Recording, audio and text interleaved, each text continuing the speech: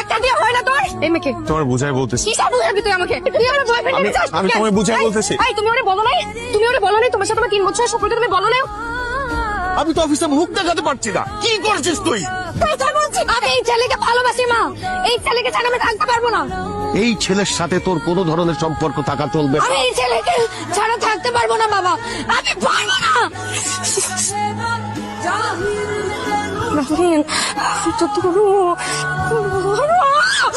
ওই মেয়ের কোনো মান সম্মান আছে নাকি? ভাই শোন, তুই রাহারের জীবন থেকে বাদ দিয়ে দে। জেরিন মেয়েটা অনেক ভালো, তুই বুঝতেছিস না কেন? আমার মেয়ে অনেক অনেক আদরের। ওর বিয়েতে আমি অনেক টাকা খরচ করবো, অনেক ধুমধাম করে বিয়ে করাবো। এটা আপনাদের নতুন ফ্ল্যাট? ও বাবা, তুই তুই রাজি হয়েছে দেখছিস কত সুন্দর বাসা। এই বাসা যদি আমাকে হয় তোর তোর বোনটার খুব ভালো বিয়ে হইব।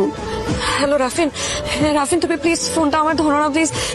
আই এম সরি, আমার একদম করা উচিত হয় নাই। তুমি আমার ফোনটা ধরো প্লিজ। আর শোনো, তুমি ওই মেয়ের সাথে আর কখনো দেখা করবে না, হ্যাঁ? তুমি আমাকে কল ব্যাক করো, আমরা দুজন কথা বলে আমরা সবকিছু ঠিকঠাক করে নিবো, হ্যাঁ? এই তুমি কে? রাফিন কই? এই রাফিন কই? রাফিন কই? আন্টি রাফিন কই? রাফিন, এটা রাফিনের রুম। এটা রাফিন। এই রাফিন, এটা রাফিন। রাফিন, এই রাফিনের রুম কোনটা? রাফিন কোনটা? রাফিনের রুম কোনটা? রাফিন, I'm sorry.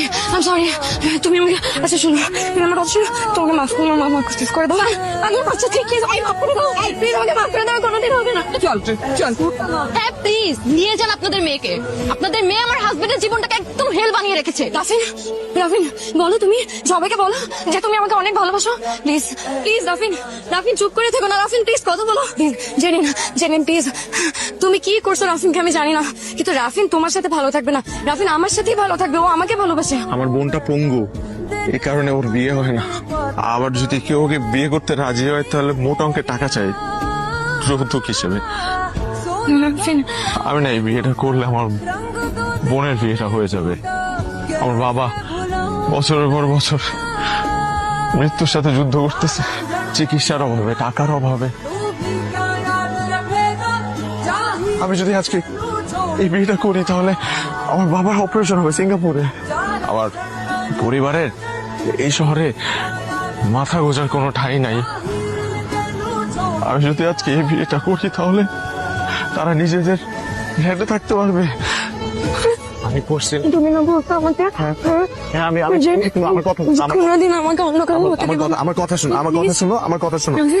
আমি যেদিন আমি যেদিন তোকে প্রথম দেখছিলাম আমার হৃদয় তোমাকে ভালোবাসতে শুরু করছিল।